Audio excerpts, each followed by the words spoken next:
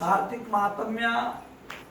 जो कार्तिक मास चल रहा है, कार्तिक मास में करवा चौथ का व्रत किया जाता है। कार्तिक कृष्ण पक्ष की चतुर्थी को, आज चतुर्थी है, गणेश चतुर्थी, चतुर्थी को करवा चौथ का व्रत किया जाता है। विधान है कि पहले गणेश जी को नमस्कार करके, पूजा करके, संकल्प करके, अपना नाम, गोत्र, पति का नाम, बच्चों का, परिवार का नाम लेकर के फिर संकल्प गणेश जी के आगे छोड़ना चाहिए। और जो आपकी थाली है, करवा आदि जो रखते हैं पूजा के लिए, वो रखना चाहिए। और कथा सुनने के पश्चात चंद्रमा को जल दिया जाता है, तब भोजन किया जाता है। वैसे करवा चौथ का जो व्रत है ये निर्जल व्रत है, निर्जल व्रत है। परंपराएं भी जोड़ी हुई है कि भाई जहाँ जिसकी परंपराएं हैं वो परंपरा के अनुसार कोई सुबह सब्जी खाता है वगैरह वगैरह जो भी है। पर मेन बात है कि ये निर्जल व्रत है। सूर्य उदय के बाद जल अन्न नहीं खाना है, और जब तक आपने चंद्रमा को जल नहीं दिया। पर व्यवस्था के अनुसार और हमारे परंपराओं के अनुसार कथा सुनने के बाद कहीं चाय जल पी सकते हैं, ऐसा जो चले आ रहा है सिस्टम ये है। तो कार्तिक महीने में इस कथा को, इस व्रत को किया जाता है। और जो सौभाग्यवती माताएं हैं, बहनें हैं, वो अपने अटल सौभाग्य के लिए इस व्रत को रखते हैं कि मेरा सौभाग्य अटल हो, मेरे संतति हो। संतति संतान के लिए कहा गया, ठीक है। संतति हो, हमारे जो बच्चे हैं, हमारे संतानें हैं, वो संस्कारी हो, धर्म को मानने वाले हो, माता पिता की सेवा करने वाले हो, माता पिता की बात को मानने वाले हो। ठीक है। पैसा तो बताते हैं कि धन संपत्ति तो जुआरी, शराबी, कबाबी भी कमाते हैं, पर लेकिन जो संतति है, संतान, वो संस्कार देना, वो संस्कारित संतान, ये विरलों को मिलती है। तो ऐसे हम भगवान से, गणेश जी से प्रार्थना करते हैं कि हमें अटल सौभाग्य देना और हमारे बच्चे, हमारे संतान अच्छे रास्ते पे चलने वाले हो। धर्म पत्नी का काम है धर्म के मार्ग पर पति को लगाना। धर्म पत्नी की परिभाषा है कि पति को धर्म के मार्ग पे लगाना, ठीक है।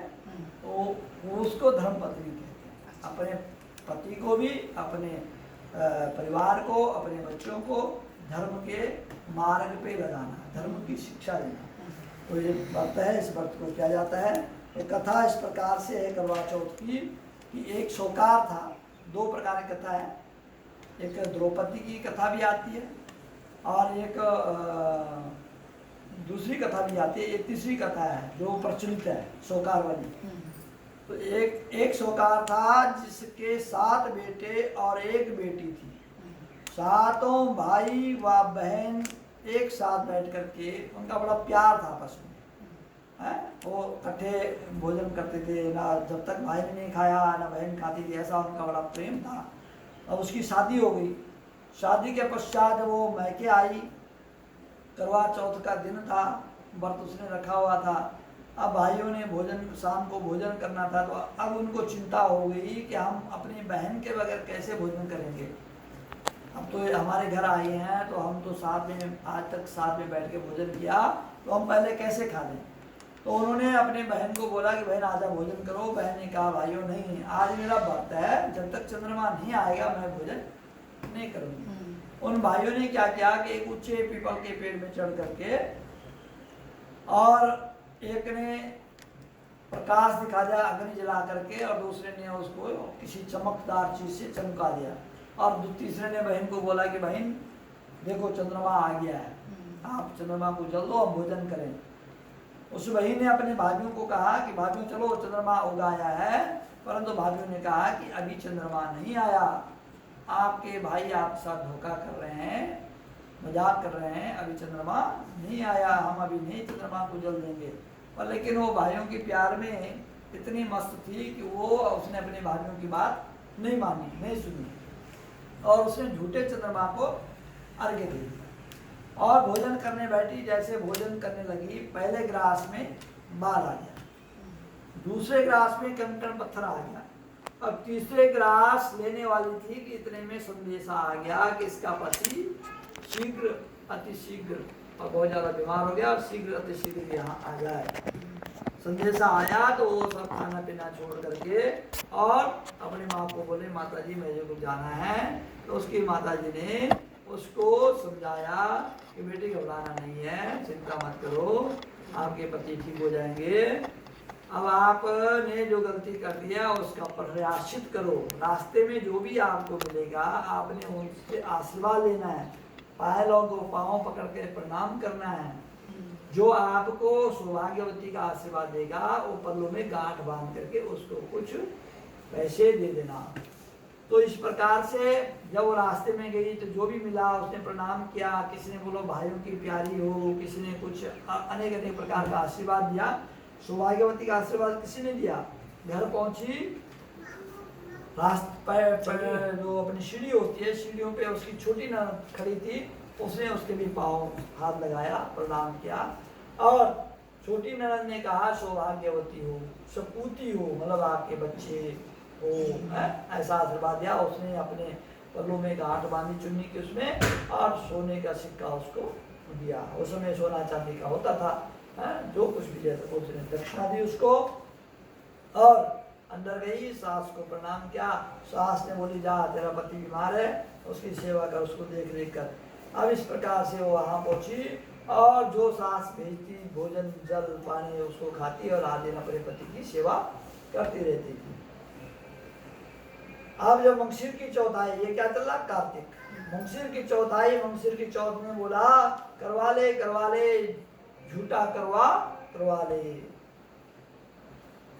बची कुची रोटी। इस प्रकार से उसने उसको बार बार उलाहना दिया चौथ माता ने, क्योंकि प्रत्येक महीने में चौथ आती है कृष्ण पक्ष की। तो मंगशिर की चौथ को जब उससे ऐसा सुना तो उसने बोला कि माता मेरे से क्या गलती हो गई है, मुझे क्षमा करो। तब मंगशिर की चौथ ने कहा कि पौ के महीने की चौथ आएगी उसको पूछना। पौ वाली आई, ऐसे ऐसे चलते पौ, माघ, पौष, माघ, फागुन, चैत, बैसाख, जेठ, आषाढ़, श्रावण, भादों।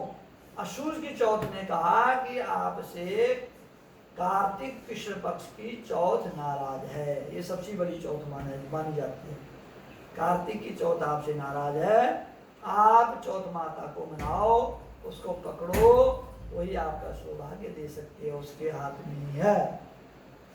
इस प्रकार से कार्तिक की चौथ आई और गुस्से से बोली भाइयों की प्यारी करवा ले, दिन में चांद उगवाने वाली करवा ले, व्रत खंडन करने वाली करवा ले, भूखी करवा ले। तो वह सुनकर चौथ माता को देकर उसका पांव पकड़ लिया, गिड़गिड़ाने लगी, हे चौथ माता मेरा सौभाग्य तुम्हारे हाथ में है, आप ही मुझे सौभाग्य करें। तो माता बोली पापनी हत्यारनी, मेरा पांव पकड़ करके क्यों बैठ गई। तब बहन बोली कि जो मुझसे भूल हो गई हो उसको क्षमा करो। कौन जिसके व्रत खंडन हुआ वो बोली कि माता मुझे क्षमा करो। करवा चौथ माता जब उसको अपने भूल का एहसास हुआ तो करवा माता उससे प्रसन्न हुई और उसने माता जी ने करवा माता ने अपनी आंखों से काजल लिया, हाथों से मेहंदी ली, रोली का टीका लिया और उसके आदमी को ऐसे छींटे दिए और जैसे उसको छींटे दिए और वो खड़ा उठ करके बैठ गया और कहने लग गया कि आज तो मैं बहुत सो गया। उस बहन ने बोला कि आप कह रहे मैं बहुत सोया हूँ, मैं तो 1 साल से व्रत कर रही हूँ और 1 साल से परेशान हूँ, आप कह रहे मैं बहुत सो गया। चलो उठो, स्नान करो, हमें करवा चौथ का आयोजन करना है, पूजन करना है, उद्यापन करना है। फिर उसने जो है करवा चौथ माता का उद्यापन किया, आदि आदि कथा सुनी, चंद्रमा को अर्घ्य दिया और उसके पश्चात वो दोनों बैठ करके चौपड़ अपनी मस्ती में चौपड़ खेलने लगे, खेल खेलने लगे। जब दासी आई और दासी ने देखा कि वो दोनों आपस में खेल रहे हैं तो उसने जाकर के घर में बताया। घर के सभी लोग आ गए, आस पड़ोस सारा मोहल्ला इकट्ठा हो गया, ये ऐसा चमत्कार कैसे हो गया।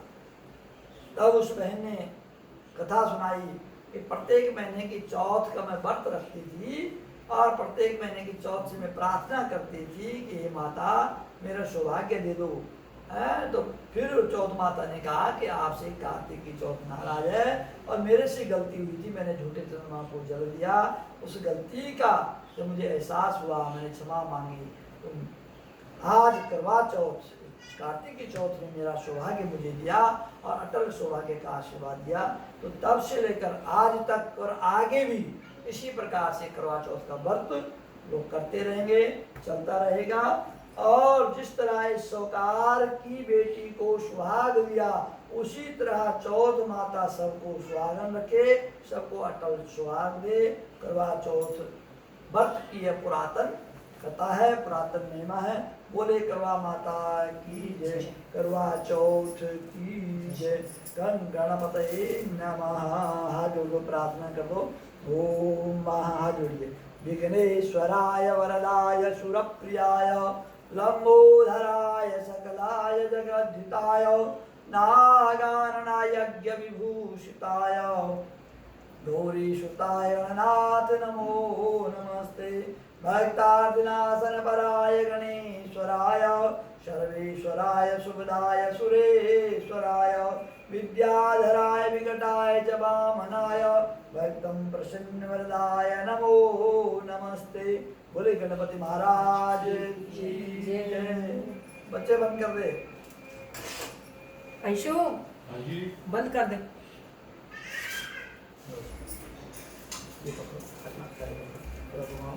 कर्पूर गौरम करुणा